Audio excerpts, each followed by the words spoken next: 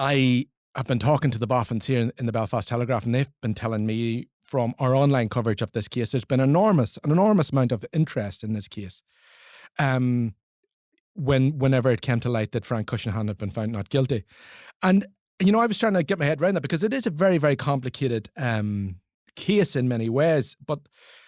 This is a tea time podcast. People are driving, they're in the gym, they're cooking. I need you to dig deep and explain a complex trial involving financial matters for 10 years ago, which lasted 4 months. And I need you to explain this as if I'm only half listening. Can you do that? I think you're asking me to do what the barristers were doing for the jury in this case, but they were getting paid a lot more than me, I'm sure.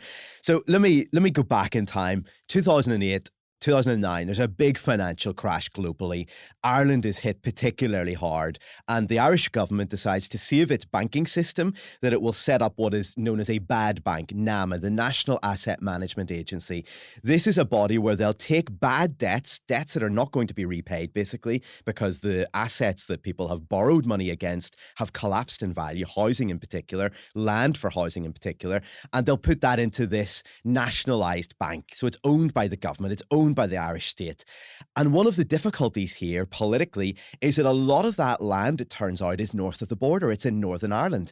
And that is obviously not part of the Irish state. There are political sensitivities here. And so Stormont goes to the Irish government and says, we want to have representation on the NAMA board. We don't want you making decisions about what happens in Northern Ireland. It's going to have a huge impact on our economy. And so ultimately what happens is there's a bit of horse trading, and the Irish government say, you're not getting a seat on the NAMA board, but we will give you this other thing.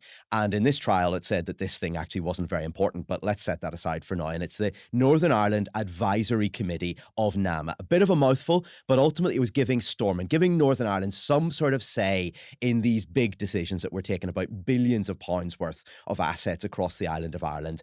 And the person who Stormont, or the people who Stormont got appointed to this board were Frank Cushnahan, senior former banker from Northern Ireland, a man now in his 80s, at that point in his 70s, somebody who'd been the chairman of the Belfast Harbour Commissioners, which runs Belfast Port, somebody who had very significant political connections in Northern Ireland. He was friendly with First Minister Peter Robinson at that point, with Sammy Wilson, the finance minister at that point. Very interesting guy. He's a Catholic who is friendly with these DUP figures. That came out in the trial. The other person they appointed is somebody who is called Brian Rowntree, had been chair of the housing executive in Northern Ireland. We can basically discount him at this point. He's not relevant to this trial. He gave evidence in it. There were no allegations against him. But ultimately, many years after this, the loans that NAMA hold in Northern Ireland, all of them are sold in a fell swoop. And these loans are sold to a massive US fund called Cerberus. But after that happens, it turns out that there are claims that Frank Cushnahan has been involved in advising the people who were either seeking to buy these loans or ultimately bought these loans. And the allegation is that he stood to make millions of pounds from this sale. Now, the sale goes through for £1.3 billion, the biggest property transaction, as far as I know, in the history of the island of Ireland, this enormous single property transaction. And so this is a massive claim. There are allegations that politicians might have been standing to benefit from this. They deny that. It's said in this trial there was never any evidence to support that.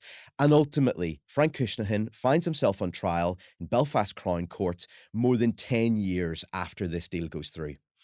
Accused of taking money for facilitating this sale. That's basically what he's been found not guilty of, whilst at the same time being a member of this board. Yeah, so essentially he was part of this committee that was a subset of the NAMA board, if you like, so he didn't have a board member status. That's a bit technical. It becomes quite important in the trial. And essentially what his defence say is, look, this was a talking shop. He had no authority. He had no power. He didn't get to see the real important stuff that might have made this a conflict of interest.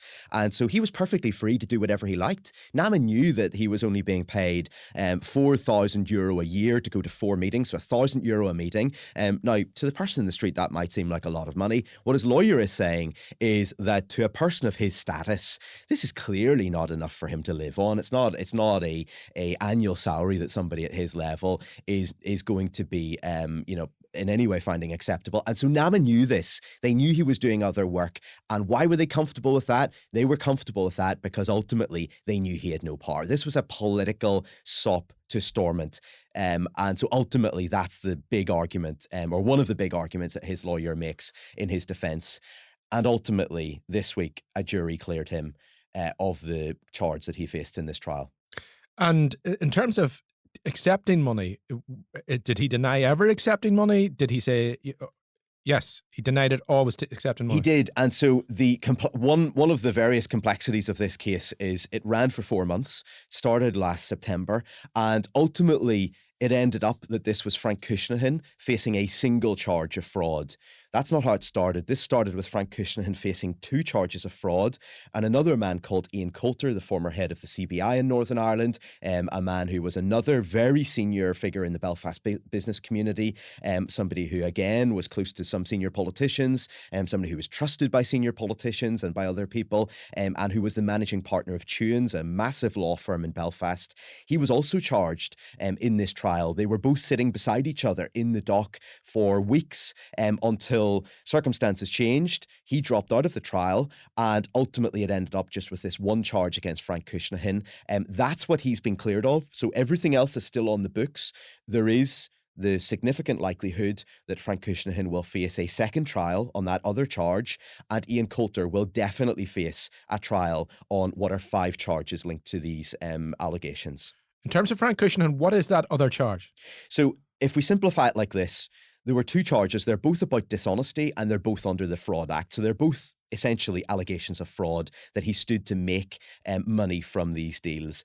What he's been cleared of related to a deal, a proposed deal for these NAMA loans, which ultimately didn't happen. So it was a proposed bid by a massive US fund called PIMCO. That's a multi-trillion-dollar US fund, has assets all over the world. They looked very seriously at buying these loans. The allegation from the prosecution is that Frank Cushnahan and Ian Coulter, but ultimately in this case it was only about Frank Cushnahan, were involved in trying to broker that deal, and that Frank Cushnahan hid that from NAMA.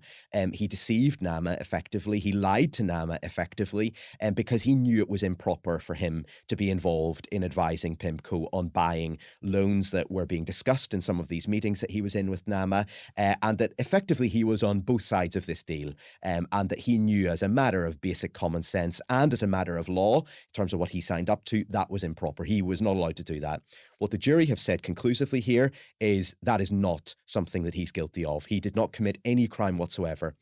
The second issue, the second charge, which he may face trial over, relates to the deal that ultimately did happen. So it's not this hypothetical deal that fell through. It's the deal that actually sold these loans from NAMA, or saw these loans sold by NAMA to Cerberus, this other major US fund. And that is more complicated because in that case, there not only was a deal, but there was money that changed hands, didn't get into Frank Cushnahan's hands. So that's something which will be a matter for that jury if there is a trial to look into. But it did end up, we were told in this case, in the Isle of Man, in a bank account that was, we were told, set up by Ian Coulter. And we didn't get to hear the detail of his defence because quite unusually, he was taken out of this trial partway through it. So essentially, if you simplify this, there's 2 charges. One relates to a deal that didn't happen. One relates to a deal that ultimately did happen. I think you've successfully matched the task. I have understood everything up to this point. There's just one point I'd like to clarify for people listening at home, because there's some maybe knowledge that we would have assumed.